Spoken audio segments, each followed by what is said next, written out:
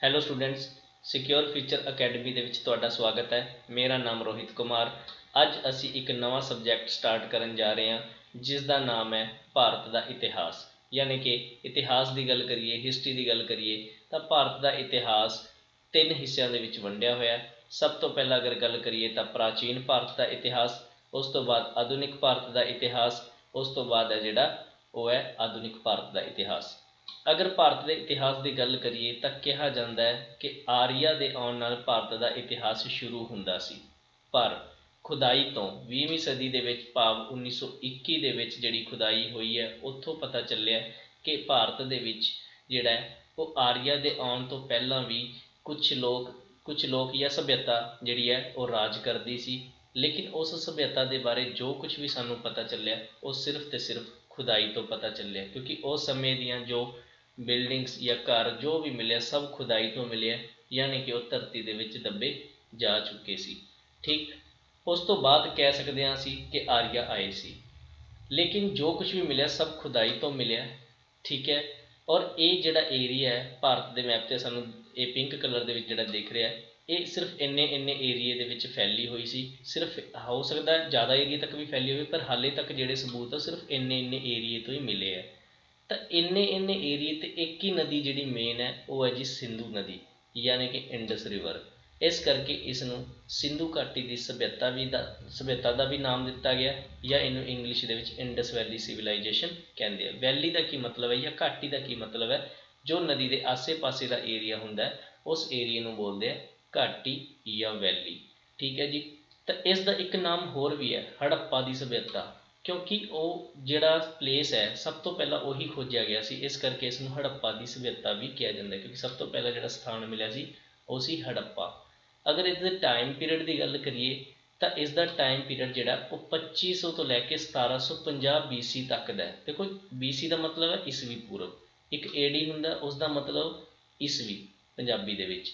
ਇਹ ਜਿਹੜਾ ਸਮਾਂ BC ਵਾਲਾ ਜਿਹੜਾ ਸਮਾਂ ਉਹ ਬੈਕ ਚੱਲਦਾ ਹੈ, ਜਿਵੇਂ ਕਿ 2500 ਦਾ ਦੇਖੋ ਬੈਕ ਜਾ ਰਿਹਾ, ਯਾਨੀ ਕਿ ਇਹ ਉਸ ਸਮੇਂ ਦੀ ਗੱਲ ਹੈ।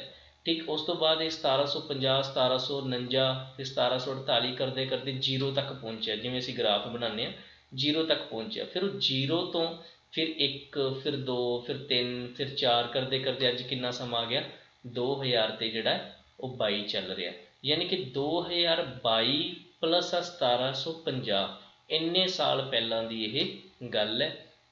ਤਾਂ ਉਸ ਸਮੇਂ ਇਹ ਸਭਿਅਤਾ ਜਿਹੜੀ ਸੀਗੀ ਰਾਜ ਕਰਦੀ ਸੀ। ਹੁਣ ਗੱਲ ਕਰੀਏ ਐਡਵਾਈਜ਼ਰ ਦੀ ਸਭਿਅਤਾ ਦੇ ਵਿੱਚ, ਜੋ ਐਡਵਾਈਜ਼ਰ ਸੀ ਉਹ ਸੀ ਸਰ ਜੌਨ ਮਾਰਸ਼ਲ, ਯਾਨੀ ਕਿ ਇਹ ਉਸ ਸਮੇਂ ਦੀ ਗੱਲ ਹੈ ਜਦੋਂ ਭਾਰਤ ਦੇ ਵਿੱਚ ਅੰਗਰੇਜ਼ਾਂ ਦਾ ਰਾਜ ਸੀ, ਯਾਨੀ ਕਿ 1920-21 ਦੇ ਕਰੀਬ ਦੀ ਗੱਲ ਹੈ। ਤਾਂ ਇਸ ਨੂੰ ਜਿਹੜਾ ਕਾਂਸਾ ਯੁੱਗ ਦੀ ਸਭਿਅਤਾ ਵੀ ਕਿਹਾ ਜਾਂਦਾ ਹੈ, ਕਿਉਂਕਿ ਬ੍ਰੌਂਜ਼ ਏਜ ਉਸ ਸਮੇਂ ਕਾਂਸੇ ਦੀਆਂ ਚੀਜ਼ਾਂ ਬਹੁਤ ਮਿਲੀਆਂ, ਅਤੇ ਇਸ ਕਰਕੇ ਇਸ ਨੂੰ ਬ੍ਰੌਂਜ਼ ਏਜ ਯਾਨੀ ਕਿ ਕਾਂਸਾ ਯੁੱਗ ਵੀ ਕਿਹਾ ਜਾਂਦਾ ਹੈ। ਭਾਰਤ ਦੀ ਪਹਿਲੀ ਸ਼ਹਿਰੀ ਨਗਰ ਸਭਿਅਤਾ ਸੀ ਇਹ ਸਿੰਧੂ ਘਾਟੀ ਦੀ ਸਭਿਅਤਾ, ਕਿਉਂਕਿ ਜੋ ਵੀ ਇੱਥੇ ਖੁਦਾਈ ਤੋਂ ਪਤਾ ਚੱਲਿਆ ਕਿ ਲੋਕ ਕਿਸ ਤਰ੍ਹਾਂ ਰਹਿੰਦੇ ਸੀਗੇ, ਤਾਂ ਇੱਥੇ ਪਤਾ ਚੱਲਿਆ ਕਿ ਲੋਕ ਸ਼ਹਿਰਾਂ ਵਾਂਗ ਰਹਿੰਦੇ ਸੀ। ਠੀਕ ਹੈ, ਸ਼ਹਿਰੀ ਸਭਿਅਤਾ ਕਿਹਾ ਜਾਂਦਾ ਹੈ ਇਸ ਨੂੰ। ਠੀਕ ਹੈ ਜੀ, ਇਹ ਧਿਆਨ ਰੱਖਣਾ, ਕਿਉਂਕਿ ਬਹੁਤ ਪੇਪਰ ਦੇ ਵਿੱਚ ਕੁਐਸਚਨ ਪੁੱਛਿਆ ਜਾ ਚੁੱਕਿਆ, ਇਹ ਕੁਐਸਚਨ ਬਹੁਤ ਵਾਰੀ ਪੁੱਛਿਆ ਜਾ ਚੁੱਕਿਆ। ਹੁਣ ਗੱਲ ਕਰੀਏ ਮਨੁੱਖ ਦਾ ਵਿਗਿਆਨਿਕ ਨਾਮ, ਤਾਂ ਉਹ ਸੀ ਹੋਮੋ ਸੇਪੀਅੰਸ।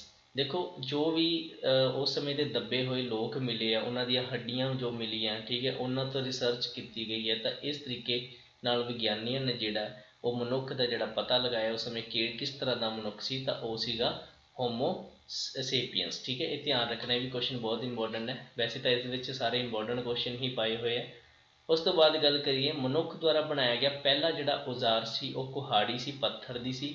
ਸਭ ਤੋਂ ਪਹਿਲਾਂ ਵਰਤੀ ਗਈ ਜਿਹੜੀ ਖੋਜੀ ਧਾਤ ਉਹ ਤਾਂਬਾ ਸੀ, ਅਤੇ ਪਹਿਲਾ ਪਾਲਤੂ ਜਾਨਵਰ ਉਹ ਕੁੱਤਾ ਸੀ। ਵਰਤੀ ਗਈ ਜਾਂ ਬੀਜੀ ਗਈ ਪਹਿਲੀ ਫਸਲ ਉਹ ਸੀ ਕਣਕ ਜਾਂ ਜੌਂ, ਅਤੇ ਅੱਗ ਦੀ ਖੋਜ ਉਹ ਨਵੀਨ ਪੱਥਰ ਯੁੱਗ ਦੇ ਸਮੇਂ ਦੀ ਗੱਲ ਹੈ। ਹੁਣ ਗੱਲ ਕਰਦੇ ਹਾਂ ਸਿੰਧੂ ਘਾਟੀ ਦੀ ਸਭਿਅਤਾ ਦੀ ਨਗਰ ਯੋਜਨਾ ਦੀ, ਯਾਨੀ ਕਿ ਉਹਨਾਂ ਦੀ ਟਾਊਨ ਪਲੈਨਿੰਗ ਕੀ ਸੀ। ਦੇਖੋ, ਸਪੋਜ਼ ਕਰੋ ਆਹ ਇੱਕ ਮੁਹੱਲਾ ਹੈ, ਇੱਕ ਆਹ ਮੁਹੱਲਾ, ਇੱਕ ਆਹ ਮੁਹੱਲਾ, ਇੱਕ ਆਹ ਮੁਹੱਲਾ। ਠੀਕ ਹੈ, ਮੁਹੱਲਾ ਨਹੀਂ ਹੈ ਤਾਂ ਇੱਕੋ ਕਾਫੀ ਸਾਰਾ ਵੱਡਾ ਬਲੋਕ ਹੋ ਸਕਦਾ ਜਿਸ ਵਿੱਚ ਕਾਫੀ ਸਾਰੇ ਘਰ ਹੋਣਗੇ।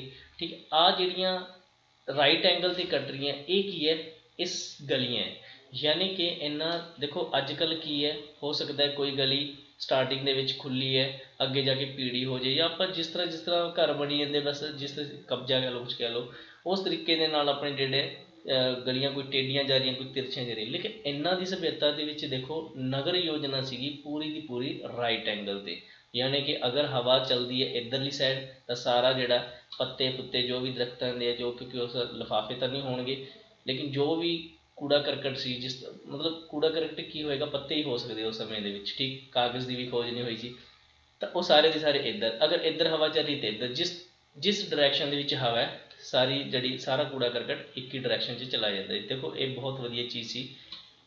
ਉਸ ਤੋਂ ਬਾਅਦ ਗੱਲ ਕਰੀਏ ਤਾਂ ਘਰ ਪੱਕੀਆਂ ਇੱਟਾਂ ਦੇ ਬਣੇ ਹੋਏ ਸੀਗੇ, ਕਿਉਂਕਿ ਪੱਕੀਆਂ ਇੱਟਾਂ, ਦੇਖੋ ਇੱਕ ਗੱਲ ਤਾਂ ਕਲੀਅਰ ਹੈ ਕਿ ਉਹਨਾਂ ਨੂੰ ਪਤਾ ਸੀ ਕਿ ਮਿੱਟੀ ਦੀਆਂ ਬਣੀਆਂ ਹੋਈਆਂ ਚੀਜ਼ਾਂ ਨੂੰ ਕਿਵੇਂ ਪਕਾਇਆ ਜਾਂਦਾ ਹੈ, ਤਾਂ ਇਸ ਤਰੀਕੇ ਨਾਲ ਉਹਨਾਂ ਨੇ ਪੱਕੀਆਂ ਹੋਈਆਂ ਇੱਟਾਂ ਦੇ ਬਣੇ ਹੋਏ ਜਿਹੜੇ ਘਰ ਬਣਾਏ, ਅਤੇ ਉਹ ਬਣੇ ਹੋਏ ਘਰ ਉਵੇਂ ਦੀ ਉਵੇਂ ਸਾਨੂੰ ਖੁਦਾਈ ਤੋਂ ਮਿਲੇ ਹੈ, ਕਿਉਂਕਿ ਹੋ ਸਕਦਾ ਹੈ ਉਹ ਪਾਣੀ ਜਾਂ ਬਾੜ ਆਉਣ ਨਾਲ ਨਦੀ ਦੇ ਵਿੱਚ ਉਹ ਦੱਬੇ ਗਏ ਹੋਣ ਘਰ, ਫਿਰ ਮਿੱਟੀ ਭਰ ਗਏ, ਜਿਵੇਂ ਜਿਵੇਂ ਮਿੱਟੀ ਨਿਕਲੀ ਤਾਂ ਉਹ ਘਰ ਉਵੇਂ ਦੇ ਉਵੇਂ ਹੀ ਨਿਕਲ ਆਏ।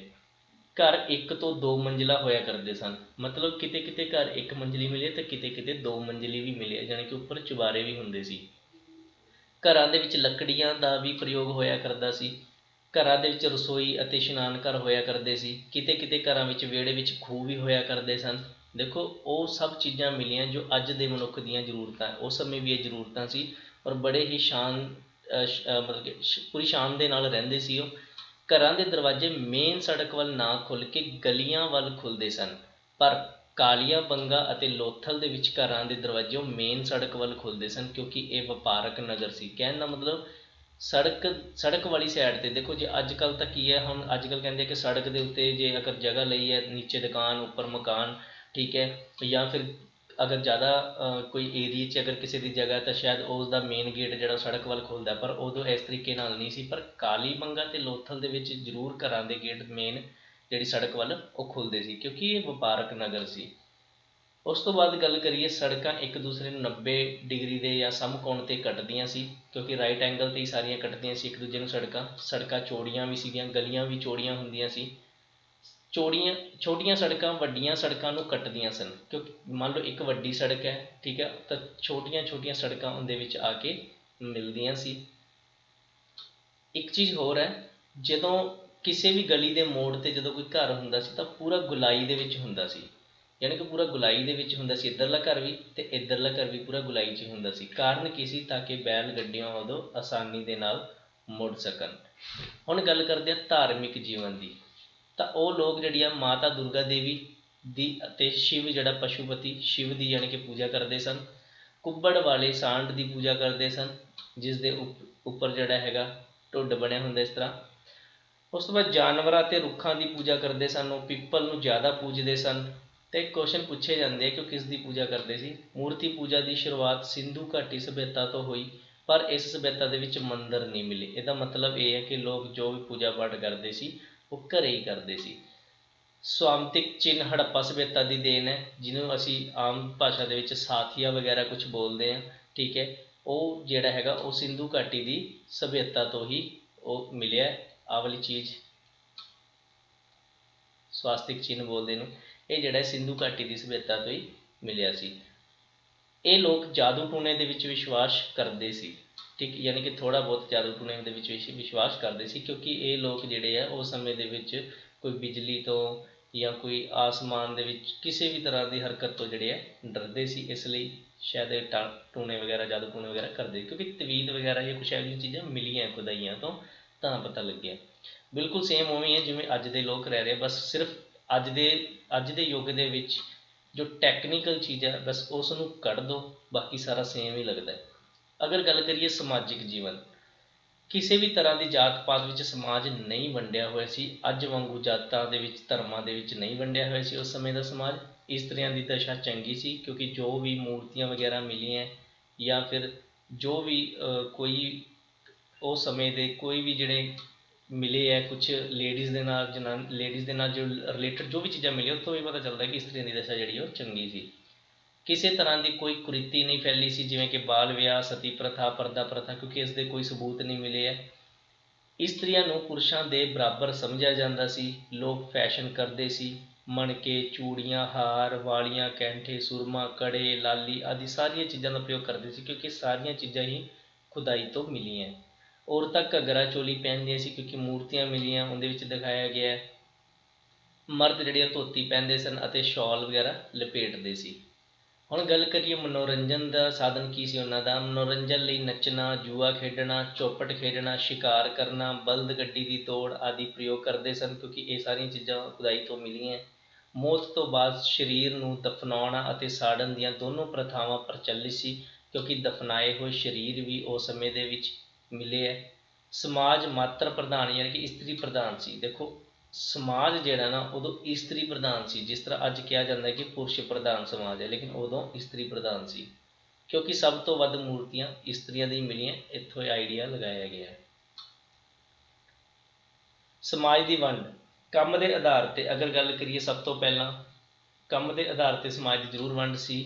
ਵਿਦਵਾਨ ਸੀ, ਪੁਰੋਹਿਤ, ਪੰਡਿਤ, ਉਸ ਤੋਂ ਬਾਅਦ ਯੋਧਾ ਆ ਗਏ, ਫਿਰ ਵਪਾਰ ਵਾਲੇ ਵਪਾਰਿਕ ਪਰਸਨ ਆ ਗਏ, ਫਿਰ ਉਸ ਤੋਂ ਬਾਅਦ ਮਜ਼ਦੂਰ ਵਰਗ, ਸ਼ਿਲਪਕਾਰ। ਠੀਕ ਹੈ, 4 ਵਰਗਾਂ ਦੇ ਵਿੱਚ ਵੰਡਿਆ ਹੋਇਆ ਸੀ। ਲੋਕ ਮਾਸਾਹਾਰੀ ਅਤੇ ਸ਼ਾਕਾਹਾਰੀ ਦੋਨੋਂ ਕਿਸਮ ਦੇ ਸੀ। ਅਗਰ ਉਹਨਾਂ ਦੀ ਮੇਨ ਫਸਲਾਂ ਦੀ ਗੱਲ ਕਰੀਏ ਤਾਂ ਅਸੀਂ ਕਣਕ, ਜੌਂ, ਤਿਲ, ਦਾਲਾਂ ਇਹਨਾਂ ਦੇ ਮੁੱਖ ਖਾਦ ਪਦਾਰਥ ਸੀ। ਚਾਵਲ ਦੇ ਵੀ ਪ੍ਰਮਾਣ ਮਿਲੇ ਹੈ ਤਾਂ ਕਣਕ, ਜੌਂ, ਤਿਲ, ਦਾਲਾਂ। ਚਾਵਲ ਦੇ ਪ੍ਰਮਾਣ ਹਾਲਾਂਕਿ ਇੱਕ ਅੱਧੇ ਪਲੇਸ ਤੋਂ ਹੀ ਮਿਲੇ ਹੈ। ਮਣਕੇ ਬਣਾਉਣ ਦਾ ਕਾਰਖਾਨਾ ਚੰਦਹੁਦੜੋ ਇੱਕ ਨਾਮਕ ਜਗ੍ਹਾ ਹੈ, ਉੱਥੋਂ ਮਿਲਿਆ। ਮਣਕੇ ਬਣਾਉਣ ਦੇ ਜਿਹੜੇ ਕਾਰਖਾਨਾ ਮਿਲਿਆ ਤਾਂ ਚੰਦਹੁਦੜੋ ਦੇ ਵਿੱਚ ਇੱਕ ਇੱਟ ਤੇ ਬਿੱਲੀ ਦਾ ਪਿੱਛਾ ਕਰਦੇ ਹੋਏ ਕੁੱਤੇ ਦੇ ਪੈਰਾਂ ਦੇ ਨਿਸ਼ਾਨ ਵੀ ਮਿਲੇ। ਇੱਥੋਂ ਸਾਫ਼ ਪਤਾ ਚੱਲਦਾ ਕਿ ਉਸ ਸਮੇਂ ਦੇ ਬਿੱਲੀ ਕੁੱਤੇ ਵੀ ਸੀ। ਇਹ ਲੋਕ ਮੱਛੀ ਪਕੜਦੇ ਸਨ। ਮਿੱਟੀ ਦੇ ਭਾਂਡੇ, ਤਾਂਬੇ, ਕਾਂਸੇ ਦੇ ਭਾਂਡੇ ਵੀ ਮਿਲੇ ਹੈ। ਕਿਲੇਬੰਦੀ ਮਿਲੀ ਹੈ। 2 ਭਾਗ ਸੀ। ਦੇਖੋ ਕੀ ਸੀ, ਸਿਟਾਡਲ ਬੋਲਦੇ ਉਸਨੂੰ। ਅਗਰ ਗੱਲ ਕਰੀਏ, ਮੰਨ ਲਓ ਕੋਈ ਆ ਏਰੀਆ ਹੈ, ਉੱਪਰਲਾ ਜਿਹੜਾ ਪਾਰਟ ਹੈ, ਠੀਕ ਹੈ, ਜਿਹੜਾ ਉੱਪਰਲਾ ਪਾਰਟ ਅਗਰ ਇਸ ਏਰੀਏ ਦੀ ਗੱਲ ਕਰੀਏ, ਮੰਨ ਲਓ ਆ ਕੋਈ ਏਰੀਆ ਹੈ, ਠੀਕ ਹੈ, ਇਹਦਾ ਜਿਹੜਾ ਆਹ ਵਾਲਾ ਪਾਰਟ ਹੈ ਸਮਝ ਲਓ ਇਹ ਉੱਪਰ ਹੈ, ਥੋੜ੍ਹਾ ਉਚਾਈ 'ਤੇ ਹੈ। ਤਾਂ ਕਿਹਾ ਜਾਂਦਾ ਕਿ ਜੋ ਅਮੀਰ ਲੋਕ ਸੀ, ਜੋ ਮਤਲਬ ਕਿ ਜੋ ਸ਼ਾਹੂਕਾਰ ਲੋਕ ਸੀਗੇ, ਉਹ ਇਸ ਉੱਪਰਲੇ ਏਰੀਏ 'ਤੇ ਰਹਿੰਦੇ ਸੀ ਅਤੇ ਨੀਚਲੇ ਏਰੀਏ 'ਤੇ ਜਿਹੜੀ ਆਮ ਜਨਤਾ ਸੀ, ਆਮ ਲੋਕ ਸੀਗੇ, ਉਹ ਰਹਿੰਦੇ ਸੀਗੇ। ਠੀਕ ਹੈ, ਤਾਂ ਇਸ ਏਰੀਏ ਦੀ ਕੀ ਕਿਲ੍ਹੇਬੰਦੀ ਕੀਤੀ ਹੁੰਦੀ ਸੀ। ਤਾਂ ਕਿਲ੍ਹੇਬੰਦੀ ਮਿਲੀ ਹੈ। 2 ਭਾਗ ਸੀ, ਉੱਪਰਲਾ ਭਾਗ ਅਤੇ ਹੇਠਲਾ ਭਾਗ। ਉੱਪਰਲੇ ਭਾਗ ਵਿੱਚ ਕਿਲ੍ਹੇਬੰਦੀ ਮਿਲੀ ਹੈ, ਆਸੇ ਪਾਸੇ ਕਿਲ੍ਹੇਬੰਦੀ ਕੀਤੀ ਹੋਈ ਸੀ ਅਤੇ ਵਿਚਾਲੇ ਲੋਕ ਵਸੇ ਹੋਏ ਸਨ। ਉੱਪਰਲੇ ਭਾਗ ਵਿੱਚ ਸ਼ਾਸਕਾਂ ਦੇ ਅਤੇ ਸਰਵਜਨਕ ਭਵਨ ਵੀ ਹੋਇਆ ਕਰਦੇ ਸਨ ਅਤੇ ਸਿਰਫ ਕਾਲੀਬੰਗਾ ਦੇ ਹੇਠਲੇ ਭਾਗ ਵਿੱਚ ਕਿਲ੍ਹੇਬੰਦੀ ਮਿਲੀ ਹੈ। ਯਾਨੀ ਕਿ ਇੱਕ ਕਾਲੀਬੰਗਾ ਦੀ ਇੱਕ ਇਹੋ ਜਿਹਾ ਪਲੇਸ ਹੈ, ਕਿਲ੍ਹੇਬੰਦੀ ਮਿਲੀ ਹੈ ਕਾਲੀਬੰਗਾ ਦੇ ਪਲੇਸ ਜੋ ਕਿ ਰਾਜਸਥਾਨ ਦੇ ਵਿੱਚ ਹੈ। ਦੇਖੋ ਉਹਦੇ ਵਿੱਚ ਕੀ ਹੈ, ਜਿਹੜਾ ਨੀਚਰਲਾ ਏਰੀਆ ਹੈ ਨਾ, ਉੱਥੇ ਵੀ ਕਿਲ੍ਹੇਬੰਦੀ ਜਿਹੜੀ ਹੈ ਮਿਲੀ ਹੈ। ਅਗਰ ਆਰਥਿਕ ਜੀਵਨ ਦੀ ਗੱਲ ਕਰੀਏ ਤਾਂ ਇਹਨਾਂ ਦਾ ਜਿਹੜਾ ਹੈ ਉਹ ਮੁੱਖ ਧੰਦਾ ਜਿਹੜਾ ਸੀ ਉਹ ਵਪਾਰ ਸੀ ਅਤੇ ਫਿਰ ਖੇਤੀਬਾੜੀ। ਵੈਸੇ ਮੇਨ ਅਸੀਂ ਕਹਿ ਸਕਦੇ ਹਾਂ ਕਿ ਵਪਾਰ ਅਤੇ ਖੇਤੀਬਾੜੀ ਇਹਨਾਂ ਦਾ ਮੁੱਖ ਧੰਦਾ ਸੀ। ਇੱਥੇ ਟੈਰਾਕੋਟਾ ਯਾਨੀ ਕਿ ਮਿੱਟੀ ਦੀ ਮੋਹਰ ਮਿਲੀ ਹੈ, ਮਿੱਟੀ ਦੀ ਬਣੀਆਂ ਹੋਈਆਂ ਮੋਹਰਾਂ ਮਿਲੀਆਂ। ਸਭ ਤੋਂ ਪਹਿਲਾਂ ਕਪਾਹ ਦੀ ਖੇਤੀ ਸਿੰਧੂ ਘਾਟੀ ਦੇ ਲੋਕਾਂ ਨੇ ਕੀਤੀ ਸੀ। ਇਹ ਕੁਐਸਚਨ ਬਹੁਤ ਵਾਰੀ ਆਇਆ ਅਤੇ ਗ੍ਰੀਕ ਲੋਕਾਂ ਨੇ ਕਪਾਹ ਨੂੰ ਕੀ ਕਹਿ ਕੇ ਬੁਲਾਇਆ ਸੀ? ਸਿੰਡਨ, ਕਿਉਂਕਿ ਸਿੰਧੂ ਰਿਵਰ ਦੇ ਕਿਨਾਰੇ 'ਤੇ ਸੀ, ਇਸ ਕਰਕੇ ਇੱਥੇ ਸਭ ਤੋਂ ਪਹਿਲਾਂ ਅਗਰ ਗੱਲ ਕਰੀਏ ਕਪਾਹ ਦੀ ਖੇਤੀ ਤਾਂ ਕਿਹਨਾਂ ਨੇ ਕੀਤੀ ਸੀ? ਇੰਡਸ ਵੈਲੀ ਸਿਵਲਾਈਜੇਸ਼ਨ ਵਾਲਿਆਂ ਨੇ। ਤਾਂ ਇਸ ਕਰਕੇ ਕਪਾਹ ਨੂੰ ਗ੍ਰੀਕ ਲੋਕ ਕੀ ਕਹਿੰਦੇ ਸੀ? ਸਿੰਡਨ ਕਹਿੰਦੇ ਸੀ। ਕਣਕ, ਜੌਂ, ਕਪਾਹ, ਤਰਬੂਜ ਅਤੇ ਮਟਰ ਦੀ ਵੀ ਖੇਤੀ ਕਰਦੇ ਸਨ। ਦੇਖੋ ਇੱਕ ਚੀਜ਼ ਧਿਆਨ ਰੱਖਿਓ, ਜੋ ਇੱਥੇ ਨਾਮ ਆ ਰਹੇ ਕਿਉਂਕਿ ਪੁੱਛੇ ਜਾਂਦੇ ਆ ਕਿ ਉਹਨਾਂ ਨੂੰ ਇਸ ਬਾਰੇ ਪਤਾ ਸੀ ਜਾਂ ਨਹੀਂ। ਕਾਲੀਆਂ ਵੰਗਾਂ ਦੇ ਵਿੱਚ ਹਲ, ਬੀਜੇ ਹੋਏ ਖੇਤ, ਇਹ ਕੁਐਸਚਨ ਵੀ ਬਹੁਤ ਵਾਰੀ ਆਇਆ ਕਿ ਬੀਜੇ ਹੋਏ ਖੇਤ ਕਿੱਥੋਂ ਮਿਲੇ? ਕਾਲੀਆਂ ਵੰਗਾਂ ਦੇ ਵਿੱਚ, ਜਿਸ ਤੋਂ ਪਤਾ ਚੱਲਦਾ ਕਿ ਇਹ ਲੋਕ ਖੇਤੀ ਕਰਦੇ ਸਨ। ਬਾਕੀ ਫਸਲਾਂ ਦੀ ਵੀ ਤਾਂ ਪ੍ਰਮਾਣ ਮਿਲੇ, ਇੱਥੋਂ ਵੀ ਤਾਂ ਪਤਾ ਚੱਲਦਾ ਕਿ ਖੇਤੀ ਕਰਦੇ ਸੀ। ਧੋਲਾਵੀਰਾ ਤੋਂ ਪਤਾ ਚੱਲਦਾ ਕਿ ਜਲ ਪ੍ਰਬੰਧ ਬਹੁਤ ਵਧੀਆ ਸੀ। ਬਾਨਾਵਾਲੀ ਵਿੱਚੋਂ ਮਿੱਟੀ ਦੇ ਹੱਲ ਮਿਲੇ ਹੈ, ਯਾਨੀ ਕਿ ਖਿਡੌਣੇ ਦੇ ਰੂਪ ਵਿੱਚ, ਮਤਲਬ ਹੱਲ ਬਣੇ ਹੋਏ, ਖਿਡੌਣੇ ਬਣੇ ਹੋਏ ਮਿੱਟੀ ਦੇ। ਚਾਵਲ ਲੋਥਲ ਅਤੇ ਰੰਗਪੁਰ ਤੋਂ ਮਿਲੇ। ਇਹ ਯਾਦ ਰੱਖਣਾ ਕਿ ਚਾਵਲ ਲੋਥਲ ਅਤੇ ਰੰਗਪੁਰ ਤੋਂ ਮਿਲੇ, ਹੋਰ ਏਰੀਏ ਤੋਂ ਇਹਨਾਂ ਮਤਲਬ ਐਵੀਡੈਂਸ ਨਹੀਂ ਮਿਲੇ ਹੈ। ਅਤੇ ਇਹ ਕੁਐਸਚਨ ਵੀ ਬਹੁਤ ਵਾਰ ਆਇਆ ਪੇਪਰ 'ਚ। ਲੋਥਲ ਦੇ ਵਿੱਚ ਹਾਥੀ ਦੰਦ ਮਿਲੇ ਹੈ, ਇਹਨਾਂ ਦਾ ਵਪਾਰ ਕਰਦੇ ਸੀ, ਹਾਥੀ ਦੇ ਦੰਦਾਂ ਦੀਆਂ ਬਣੀਆਂ ਹੋਈਆਂ ਚੀਜ਼ਾਂ ਮਿਲੀਆਂ। ਰਾਜਸਥਾਨ ਦਾ ਇੱਕ ਪਲੇਸ ਹੈ ਖੇਤੜੀ, ਉਸ ਵਿੱਚ ਤਾਂਬੇ ਦੇ ਬਾਰੇ ਪਤਾ ਚੱਲਿਆ। ਠੀਕ ਹੈ, ਤਾਂਬਾ ਆਮ ਤੌਰ 'ਤੇ ਖੇਤੜੀ ਵਾਲੇ ਇਲਾਕੇ ਤੋਂ ਹੀ ਆਉਂਦਾ ਸੀ, ਰਾਜਸਥਾਨ ਵਾਲੇ ਇਲਾਕੇ ਤੋਂ ਹੀ। ਮਿੱਠੇ ਦੇ ਲਈ ਉਹ ਸ਼ਹਿਦ ਦੀ ਵਰਤੋਂ ਕਰਦੇ ਸੀ। ਇਹ ਲੋਕ ਉੱਨੀ ਅਤੇ ਸੂਤੀ ਦੋਨੋਂ ਕੱਪੜੇ ਜਿਹੜੇ ਆ ਪਹਿਨਦੇ ਸੀਗੇ। ਦੇਖੋ ਅਗਰ ਗੱਲ ਕਰੀਏ ਉੱਪਰਲੇ ਏਰੀਏ ਤੋਂ, ਨੌਰਥ ਵਾਲੀ ਸਾਈਡ 'ਤੇ, ਤਾਂ ਉੱਥੇ ਇੱਕ ਮਾਂਡਾ ਜਗ੍ਹਾ ਜੰਮੂ ਕਸ਼ਮੀਰ ਦੇ ਵਿੱਚ, ਉੱਥੋਂ ਲੈ ਕੇ ਸਾਊਥ ਦੇ ਵਿੱਚ ਦੈਮਾਬਾਦ ਜੋ ਮਹਾਰਾਸ਼ਟਰ, ਉੱਥੋਂ ਤੱਕ ਫੈਲੀ ਹੋਈ ਸੀ। ਅਗਰ ਗੱਲ ਕਰੀਏ ਪੱਛਮ ਦੇ ਵਿੱਚ ਸੁਕੇਂਦਰ ਨਾਮ ਦੀ ਜਗ੍ਹਾ ਬਲੋਚਿਸਤਾਨ ਪਾਕਿਸਤਾਨ 'ਚ, ਉੱਥੋਂ ਲੈ ਕੇ ਜਿਹੜਾ ਆਲਮਗੀਰਪੁਰ ਜਿਹੜਾ ਯੂਪੀ ਦੇ ਵਿੱਚ ਹੈ ਉੱਥੋਂ ਤੱਕ ਫੈਲੀ ਹੋਈ ਸੀ। ਤਾਂ ਅਗਰ ਇਸ ਤਰੀਕੇ ਨਾਲ ਗੱਲ ਕਰੀਏ ਤਾਂ 1600 ਕਿਲੋਮੀਟਰ ਬਣਦਾ ਹੈ। ਅਗਰ ਨੌਰਥ ਟੂ ਸਾਊਥ ਦੇਖੀਏ ਤਾਂ 1400 ਕਿਲੋਮੀਟਰ ਦਾ ਏਰੀਆ ਬਣਦਾ। ਇਹ ਚਾਰੇ ਪਲੇਸ ਜ਼ਰੂਰ ਯਾਦ ਰੱਖਿਓ ਕਿਉਂਕਿ ਪੁੱਛਦੇ ਹੁੰਦੇ ਆ ਉੱਤਰ ਦੇ ਵਿੱਚ ਕਿੱਥੋਂ ਤੱਕ ਹੈ, ਦੱਖਣ ਦੇ ਵਿੱਚ ਕਿੱਥੋਂ ਤੱਕ ਹੈ। ਅਗਰ ਗੱਲ ਕਰੀਏ ਖੇਤਰਫਲ ਦੀ ਤਾਂ 129,96,000 ਕਿਲੋਮੀਟਰ ਸਕੁਏਅਰ ਦੇ ਲਗਭਗ ਇੰਨਾ ਏਰੀਆ ਸੀਗਾ ਸਿੰਧੂ ਘਾਟੀ ਦੀ ਸਭਿਅਤਾ ਦਾ। ਤਾਂ ਇਹ ਫਿਗਰ ਥੋੜ੍ਹੀ ਜਿਹੀ ਯਾਦ ਰੱਖ ਲਓ, ਅਪਰੋਕਸੀਮੇਟਲੀ ਕੋਈ ਵੀ ਆਪਸ਼ਨ ਹੋ ਸਕਦੀ ਇਹਦੇ ਨੇੜੇ ਤੇੜੇ। ਉਸ ਤੋਂ ਬਾਅਦ ਗੱਲ ਕਰੀਏ ਸਿੰਧੂ ਘਾਟੀ ਪੰਜਾਬ, ਅੱਜ ਦੇ ਅਗਰ ਰਾਜਾਂ ਦੀ ਗੱਲ ਕਰੀਏ ਤਾਂ ਪੰਜਾਬ, ਰਾਜਸਥਾਨ, ਗੁਜਰਾਤ, ਉੱਤਰ ਪ੍ਰਦੇਸ਼ ਦਾ ਥੋੜ੍ਹਾ ਜਿਹਾ ਇਲਾਕਾ, ਹਰਿਆਣਾ, ਸਿੰਧ ਅਤੇ ਬਲੋਚਿਸਤਾਨ ਨੂੰ ਕਵਰ ਅਪ ਕਰਦਾ ਸੀ, ਯਾਨੀ ਕਿ ਆਹ ਵਾਲੇ ਏਰੀਏ ਨੂੰ ਹੀ ਕਵਰ ਕਰਦਾ। ਇਹ ਕੁਐਸਚਨ ਵੀ ਬਣਦਾ ਔਰ ਆਇਆ ਵੀ ਹੋਇਆ ਕੁਐਸਚਨ। ਉਸ ਤੋਂ ਬਾਅਦ ਗੱਲ ਕਰੀਏ ਲਿਪੀ ਦੀ ਤਾਂ ਲਿਪੀ ਇਹਨਾਂ ਦੀ ਸੀ ਪਿਕਟੋਗ੍ਰਾਫੀ, ਯਾਨੀ ਕਿ ਚਿੱਤਰਾਤਮਕ ਲਿਪੀ ਸੀ, ਯਾਨੀ ਕਿ ਪਿਕਚਰਸ ਬਣੀਆਂ ਹੋਈਆਂ ਸੀ, ਕੁਝ ਸਾਈਨ ਬਣੇ ਹੋਏ ਸੀ, ਸਿਰਫ ਉਹਨਾਂ ਨੂੰ ਪੜ੍ਹਨਾ ਪੈਂਦਾ ਸੀ। ਪਰ ਦੇਖੋ ਅਸੀਂ ਇੰਗਲਿਸ਼ ਲਿਖਦੇ ਹਾਂ, ਹਿੰਦੀ ਲਿਖਦੇ ਹਾਂ ਜਾਂ ਪੰਜਾਬੀ ਲਿਖਦੇ ਹਾਂ, ਠੀਕ ਹੈ, ਉਹ ਖੱਬੇ ਪਾਸੇ ਤੋਂ ਸ਼ੁਰੂ ਕਰਕੇ ਸੱਜੇ ਪਾਸੇ ਖਤਮ। ਇੱਕ ਸੈਕਿੰਡ, ਸੱਜੇ ਪਾਸੇ ਤੋਂ ਸ਼ੁਰੂ ਕਰਕੇ ਖੱਬੇ ਪਾਸੇ ਖਤਮ। ਫਿਰ ਅਸੀਂ ਲਾਈਨ ਲਿਖਦੇ ਹਾਂ ਖੱਬੇ ਪਾਸੇ ਖੱਬੇ ਪਾਸੇ ਤੋਂ ਸ਼ੁਰੂ ਕਰਕੇ ਸੱਜੇ ਪਾਸੇ ਖਤਮ, ਫਿਰ ਖੱਬੇ ਪਾਸੇ ਤੋਂ ਸ਼ੁਰੂ ਕਰਕੇ ਸੱਜੇ ਪਾਸੇ ਖਤਮ, ਫਿਰ ਖੱਬੇ ਪਾਸੇ ਤੋਂ ਸ਼ੁਰੂ ਕਰਕੇ ਸੱਜੇ ਪਾਸੇ ਖਤਮ। ਲੇਕਿਨ ਉਰਦੂ ਕਿਵੇਂ ਹੈ? ਸੱਜੇ ਪਾਸੇ ਤੋਂ ਸ਼ੁਰੂ ਕਰਕੇ ਖੱਬੇ ਪਾਸੇ, ਫਿਰ ਸੱਜੇ ਪਾਸੇ ਤੋਂ ਸ਼ੁਰੂ ਕਰਕੇ ਖੱਬੇ ਪਾਸੇ। ਪਰ ਇੰਡਸ ਵਾਲਿਆਂ ਦੀ ਲਿਪੀ ਕਿਵੇਂ ਸੀ? ਖੱਬੇ ਪਾਸੇ ਤੋਂ ਸ਼ੁਰੂ ਕਰਕੇ ਸੱਜੇ ਪਾਸੇ ਤੋਂ ਸ਼ੁਰੂ ਕਰਕੇ ਖੱਬੇ ਪਾਸੇ, ਫਿਰ ਇੱਥੋਂ ਹੀ ਖੱਬੇ ਪਾਸੇ ਤੋਂ ਸ਼ੁਰੂ ਕਰਕੇ ਸੱਜੇ ਪਾਸੇ, ਫਿਰ ਸੱਜੇ ਪਾਸੇ ਤੋਂ ਸ਼ੁਰੂ ਕਰਕੇ ਖੱਬੇ ਪਾਸੇ। ਦੇਖੋ ਬੜੀ ਅਜੀਬ ਜਿਹੀ ਤਰੀਕੇ ਦੇ ਨਾਲ ਲਿਖਦੇ ਸੀ, ਤਾਂ ਲਾਈਨ ਨੂੰ ਛੱਡਦੇ ਨਹੀਂ ਸੀ, ਮਤਲਬ ਜਿਸ ਡਾਇਰੈਕਸ਼ਨ ਦੇ ਵਿੱਚ ਜਾ ਰਹੀ ਬਸ ਜਾਣ ਦਿੰਦੇ ਸੀ। ਤਾਂ ਇਸ ਤਰੀਕੇ ਨਾਲ ਉਹਨਾਂ ਦੀ ਜਿਹੜੀ ਲਿਪੀ ਸੀ। ਉਸ ਤੋਂ ਬਾਅਦ ਅਗਰ ਗੱਲ ਕਰੀਏ, ਇਹ ਲਿਪੀ ਸੱਜੇ ਤੋਂ ਖੱਬੇ ਅਤੇ ਫਿਰ ਖੱਬੇ ਤੋਂ ਸੱਜੇ, ਹੁਣ ਤੱਕ ਇਹ ਲਿਪੀ ਪੜ੍ਹੀ ਨਹੀਂ ਗਈ ਹੈ, ਇਸ ਕਰਕੇ ਹਾਲੇ ਇਹਦੀ ਜਾਣਕਾਰੀ ਹਜੇ ਵੀ ਅਧੂਰੀ ਹੈ। ਅਗਰ ਜਿਸ ਦਿਨ ਇਹ ਲਿਪੀ ਪੜ੍ਹੇਗੀ ਤਾਂ ਸਾਨੂੰ ਬਹੁਤ ਸਾਰੀ ਜਾਣਕਾਰੀ ਉਸ ਸਮੇਂ ਦੀ ਮਿਲ ਸਕਦੀ ਹੈ। ਸਿੰਧੂ ਘਾਟੀ ਸਭਿਅਤਾ ਦੀਆਂ ਮੋਹਰਾਂ ਆਇਤਾਕਾਰ ਸਨ, ਇਸ ਤਰੀਕੇ ਦੇ ਨਾਲ ਬਣੀਆਂ ਹੋਈਆਂ ਸੀ, ਆਇਤਾਕਾਰ ਸੀਗੀਆਂ ਇਹਦੀਆਂ ਮੋਹਰਾਂ ਨੂੰ ਸੇਲਖੜੀ ਜਾਂ ਫਿਰ ਟੈਰਾਕੋਟਾ ਕਿਹਾ ਜਾਂਦਾ ਸੀ। ਟੈਰਾਕੋਟਾ ਮਤਲਬ ਮਿੱਟੀ, ਪੱਕੀ ਮਿੱਟੀ ਦੀਆਂ ਬਣੀਆਂ ਹੁੰਦੀਆਂ ਸੀ ਮੋਹਰਾਂ। ਸਮਕਾਲੀਨ ਸੀ ਉਸ ਸਮੇਂ ਦੇ ਵਿੱਚ ਹੋਰ ਕਿਹੜੀ ਸਭਿਅਤਾ ਸੀ? ਤਾਂ ਮਿਸਰ ਦੀ, ਮੈਸੋਪੋਟਾਮੀਆ ਦੀ ਅਤੇ ਗ੍ਰੀਕ ਸਭਿਅਤਾਵਾਂ ਦੇ ਵੀ ਚਿੰਨ੍ਹ ਜਿਹੜੇ ਮਿਲੇ ਆ ਉਸ ਸਮੇਂ। ਇਹ ਜਿਹੜੀਆਂ ਸਭਿਅਤਾਵਾਂ ਨਾਲ ਐਗਜ਼ਿਸਟ ਕਰਦੀਆਂ ਸੀ। ਕਿਹੜੀ ਚੀਜ਼ ਕਿੱਥੋਂ ਮੰਗਵਾਉਂਦੇ ਸੀ? ਇਹ ਵੀ ਬਹੁਤ ਇੰਪੋਰਟੈਂਟ ਟੌਪਿਕ ਹੈ। ਦੇਖੋ ਤਾਂਬਾ ਉਹ ਖੇਤੜੀ ਤੋਂ, ਬਲੋਚਿਸਤਾਨ ਤੋਂ ਅਤੇ ਓਮਾਨ ਤੋਂ ਮੰਗਵਾਉਂਦੇ ਸੀ। ਚਾਂਦੀ ਅਫਗਾਨਿਸਤਾਨ ਅਤੇ ਈਰਾਨ ਤੋਂ ਮੰਗਵਾਉਂਦੇ ਸੀ। ਸੋਨਾ ਕਰਨਾਟਕ, ਅਫਗਾਨਿਸਤਾਨ ਅਤੇ ਈਰਾਨ ਤੋਂ ਮੰਗਵਾਉਂਦੇ ਸੀ। ਟਿਨ ਅਫਗਾਨਿਸਤਾਨ, ਈਰਾਨ ਤੋਂ ਮੰਗਵਾਉਂਦੇ ਸੀ, ਅਤੇ ਸ਼ੀਸ਼ਾ ਜਿਹੜਾ ਉਹ ਈਰਾਨ ਤੋਂ ਮੰਗਵਾਉਂਦੇ ਸੀ। ਅਤੇ ਉਸ ਤੋਂ ਬਾਅਦ ਅਗਰ ਕਰੀਏ, ਸਭ ਤੋਂ ਵੱਧ ਸਥਾਨ ਗੁਜਰਾਤ ਦੇ ਵਿੱਚ ਮਿਲੇ ਹੈ। ਘੋੜੇ ਦੇ ਅਵਸ਼ੇਸ਼ ਮਿਲੇ ਹੈ ਸੁਰਕੋਟੜਾ ਤੋਂ। ਹਾਲਾਂਕਿ ਦੇਖੋ ਇਹਨਾਂ ਨੂੰ ਘੋੜੇ ਬਾਰੇ ਜਾਣਕਾਰੀ ਨਹੀਂ ਸੀ, ਪਰ ਫਿਰ ਵੀ ਥੋੜ੍ਹੇ ਬਹੁਤ ਅਵਸ਼ੇਸ਼ ਮਿਲੇ ਸੁਰਕੋਟੜਾ ਤੋਂ, ਠੀਕ ਹੈ, ਧਿਆਨ ਰੱਖਣਾ ਕਿੱਥੋਂ ਮਿਲੇ? ਸੁਰਕੋਟੜਾ ਤੋਂ। ਹੜੱਪਾ ਸਭਿਅਤਾ ਦਾ ਨਖਲਿਸਤਾਨ ਯਾਨੀ ਕਿ ਮੋਹਨਜੋਦੜੋ ਨੂੰ ਕਿਹਾ ਜਾਂਦਾ ਹੈ। ਨਖਲਿਸਤਾਨ ਜਾਂ ਫਿਰ ਮੁਰਦਿਆਂ ਦਾ ਟਿੱਲਾ, ਇਹ ਕੁਐਸਚਨ ਆਉਂਦਾ ਹੁੰਦਾ, ਕਿਹਨੂੰ ਕਿਹਾ ਜਾਂਦਾ? ਮੋਹਨਜੋਦੜੋ ਨੂੰ। ਹੜੱਪਾ ਇਹ ਵੀ ਪਾਕਿਸਤਾਨ ਦੇ ਵਿੱਚ ਪਲੇਸ ਹੈ। ਹੜੱਪਾ ਸਭਿਅਤਾ ਨੂੰ ਆਦਿ ਇਤਿਹਾਸਕ ਕਾਲ ਕਿਹਾ ਜਾਂਦਾ ਹੈ। ਇਹਨਾਂ ਨੂੰ ਸ਼ੇਰ, ਲੋਹੇ, ਤਲਵਾਰ, ਚੀਨੀ ਬਾਰੇ ਗਿਆਨ ਨਹੀਂ ਸੀ, ਕਿਉਂਕਿ ਆਪਾਂ ਪਹਿਲਾਂ ਹੀ ਕਿਹਾ ਕਿ ਮਿੱਠੇ ਦੇ ਲਈ ਸ਼ਹਿਦ ਦੀ ਵਰਤੋਂ ਕਰਦੇ ਸੀ। ਨਾ ਇਹਨਾਂ ਨੂੰ ਲੋਹੇ ਬਾਰੇ ਪਤਾ ਸੀ, ਨਾ ਸ਼ੇਰ ਬਾਰੇ ਪਤਾ ਸੀ, ਨਾ ਤਲਵਾਰ ਬਾਰੇ ਪਤਾ ਸੀ। ਤਾਂਬੇ ਦਾ ਰੱਥ ਦੈਮਾਬਾਦ ਵਿੱਚੋਂ ਮਿਲਿਆ। ਤਾਂਬੇ ਦਾ ਇੱਕ ਰੱਥ ਹੈ, ਉਹ ਕਿੱਥੋਂ ਮਿਲਿਆ? ਦੈਮਾਬਾਦ ਦੇ ਵਿੱਚ। ਅਫਗਾਨਿਸਤਾਨ ਦੇ ਵਿੱਚ ਜੋ ਸਥਾਨਾਂ 'ਤੇ ਪ੍ਰਮਾਣ ਮਿਲੇ ਹੈ, ਠੀਕ ਹੈ, ਮੁੰਡੀਗਾ, ਸੁਤਰਗੋਈ ਯਾਨੀ ਕਿ ਸੁਤਰਗੋਈ, ਠੀਕ ਹੈ, ਅਫਗਾਨਿਸਤਾਨ ਦੇ ਵਿੱਚ ਜੋ ਸਥਾਨ ਮਿਲੇ ਹੈ ਨਾ, ਉਹ ਆਹ ਵਾਲੇ ਪਲੇਸ ਹੈ।